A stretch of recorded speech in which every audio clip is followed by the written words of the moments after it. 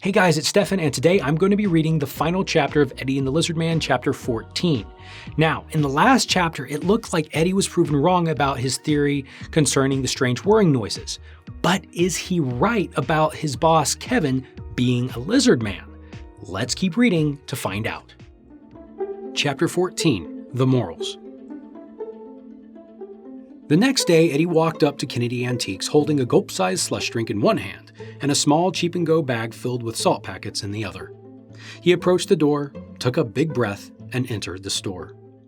He was greeted by an uncharacteristically pleasant Kevin. "Good afternoon, Eddie." "Hey, Kevin." Eddie crossed the store and met Kevin next to a display case of various types of jewelry that Kevin had been polishing. He handed Kevin the slush drink and salt packets unenthusiastically. "Ah, what's this?" Kevin said in a friendly tone. "It's an apology for thinking you were a reptilian spy." Kevin looked at the cup, then took a big slurp of the slush drink. "Apology accepted." Then a smile appeared on Kevin's face, accompanied by a sinister glint in his eye. "After all, no one would believe you. Do you know why?" Eddie gulped. "Why?"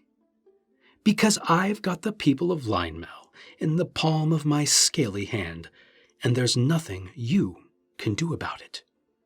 Eddie felt the hairs on the back of his neck stand on end. Did he just say, scaly hand? I knew it! He is a reptilian!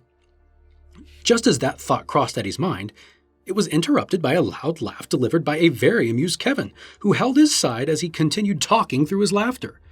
"Scaly hand, get it? Because you thought I was, what did you call it? Yes, reptilian spy." Eddie wasn't amused by Kevin's little joke, but he laughed along anyway, hoping doing so would cause Kevin to think he wasn't embarrassed by the whole ordeal. After about 10 seconds or so, Kevin stopped laughing and let out a long, satisfied sigh. "Well, I'm headed back to my lizard lair to contact the mothership, so don't let anyone disturb me." Feeling quite pleased with himself, Kevin snorted and turned to leave. Eddie gave another half-hearted, nervous chuckle and went to clock in. As Eddie was writing down a start time, Kevin called back to Eddie with a hint of charm in his voice. "On a serious note, Eddie, why don't we just pretend the whole thing never happened? What do you say?" Eddie looked up from the task to see Kevin looking at him with a sincere expression on his face. Eddie couldn't help but reciprocate the gesture with a nod and thankful smile. Kevin smiled back and headed toward his office. Feeling ashamed of himself for letting his imagination run away with him and for accusing his boss of being a reptilian spy, he put a little more gusto into his dusting.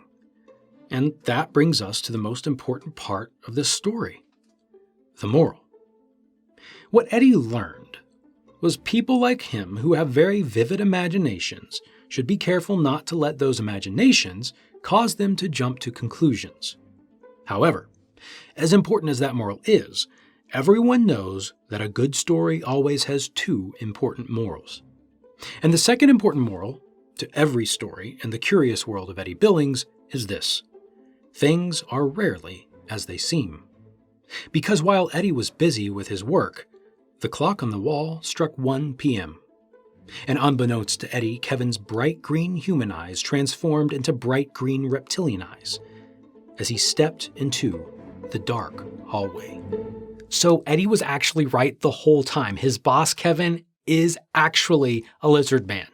The only problem now is Eddie doesn't know it because he was looking the other way when Kevin's eyes changed. Will Kevin be able to keep his true identity a secret from Eddie and the people of Linemell? And more importantly, what is Kevin doing in Linemell? These are all the questions that will be answered in future books. So if you enjoyed this first book in the curious world of Eddie Billings, you're not going to want to miss the next one. Remember, you can get your own copy of Eddie and the Lizard Man by clicking the links in the description box below. Every book purchased, whether it is a print or ebook, helps us continue writing new ones. So if you haven't done so already, please like, share, and subscribe.